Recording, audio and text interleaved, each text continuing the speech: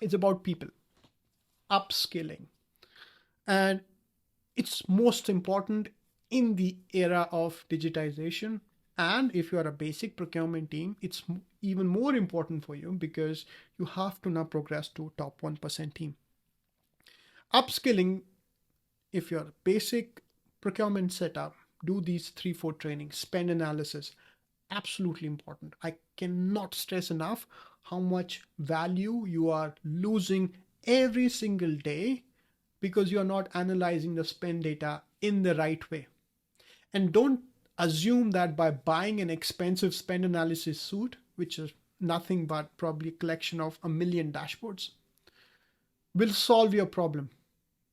It's not going to work if you do not know how to make use of that data. So for example, if I have to do my tail spend analysis and someone is throwing 6 charts at me which shows Pareto analysis of 80/20 blah blah blah, I would be like, fine then, but what exactly I need to do? Where is my action plan? And to work out that action plan, you need to follow series of steps. I have made tons of videos on spend analysis. There's a book available. Feel free to browse through it. I'm even doing a spend analysis training. I don't know what else to do, how to make you believe that the biggest superpower that you have today is your spend data. Drop everything. If you have even $100 to invest in one tool, invest in a spend analysis practice. So, but it starts with to make sure your people know how to do spend analysis. So that's the first course I would train your people in. The second is about negotiations. Again, people, if they are running from RFPs to RFPs, RFQs to RFQs, they will not focus upon how to extract maximum value by pulling the RFPs in. Most of the buyers would not go that extra mile. That means your organization ends up leaving money on the table, even when, let's say, the cycle times allowances are available. Especially when your negotiation approach does not change. So I always keep asking people, if you have to negotiate a $10,000 spend from the $100,000 spend, from $1 million spend, from a $50 million spend, or $100 million spend, how will you change your negotiation strategy?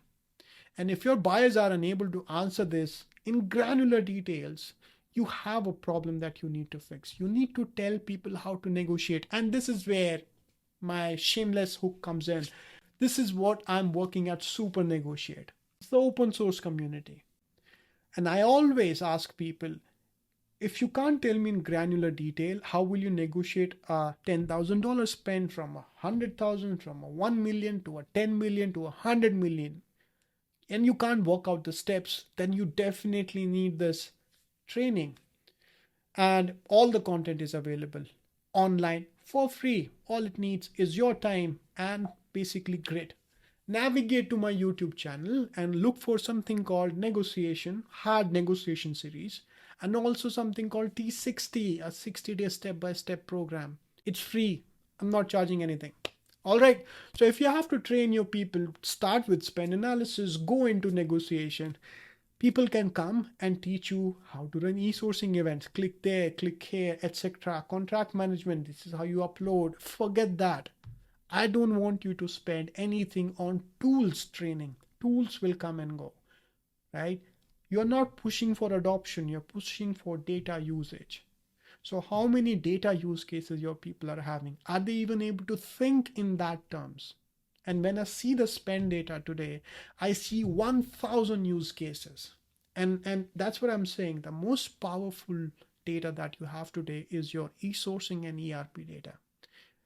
And these are the two things that you should be training your people in: spend analysis and negotiation. Forget everything else, even Gen AI. It will take care of itself, right? And this is where I would go into something called top 1% teams now. Spend analysis, they are pros. Negotiations, they are pros. They have their playbooks developed, how to measure, how to judge everything out. Now, there are two trainings I want to develop for top 1% team. I want procurement managers to be familiarized with codings. Very unusual, right? But I want procurement managers to be able to think and code like data scientists so that they are able to work out all these simulations. They're able to reduce all these admin tasks without relying upon somebody else to do it. And I'm taking up a challenge which I will announce separately, but it's very possible for a procurement manager today who understand even the basics of coding to really craft out how many game theory scenarios, and I will come to game theory. How many scenarios of my negotiations are possible? Work out this linear programming for me and tell me which is the most optimized way of awarding a supplier share. 20% to this supplier, 70% to that supplier. These are basic concepts.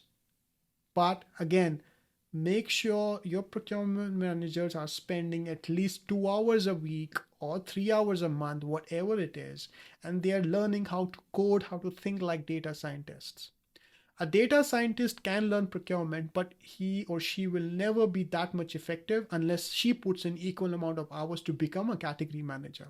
So I find it easier for category managers to become data scientists. And when you have that kind of talent available, then you are basically substituting 4 people: data analyst, data scientist, maybe a team who will buy the tool for you, and the category manager with this one person.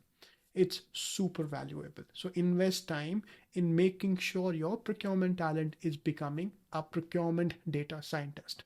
If you don't know how to start, I will teach you how to become a data scientist when you are a procurement manager. I used to be a procurement manager.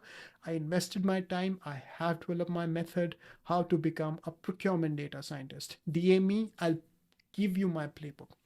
And the last thing is game theory. It's connected with my negotiation point, but for the top 1% team, when they have worked out the basic, they want to excel at game theory. If there is one skill, forget everything I have said in this video.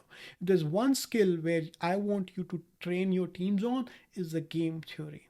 Learn about Nash equilibriums, learn about how to anticipate what's the possible best optimal solution is that. Is there any optimal solutions? It's very easy for people to assume they have expertise in something when they have spent 10, 15, 20 years. In today's age, I don't think so. The experience in negotiation matters just because you have been sitting at the table for so long. You have all the data, scenario, simulations. Every negotiation is a starting point from the scratch, but you have to analyze the historical behavior, especially for the new buyers. It doesn't matter, like I mentioned, how many years you have put in. Learn game theory in every aspect of the negotiation. It will change the way your organization negotiates.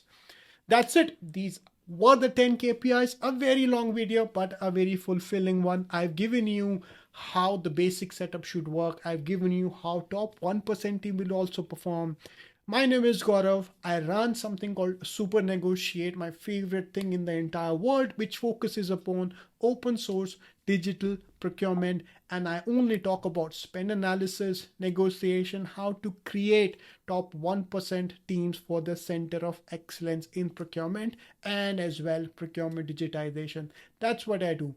Thank you very much for watching this video. I hope you find it useful. If you like it, please share it with your colleagues, and I will see you in the next one. Thank you very much.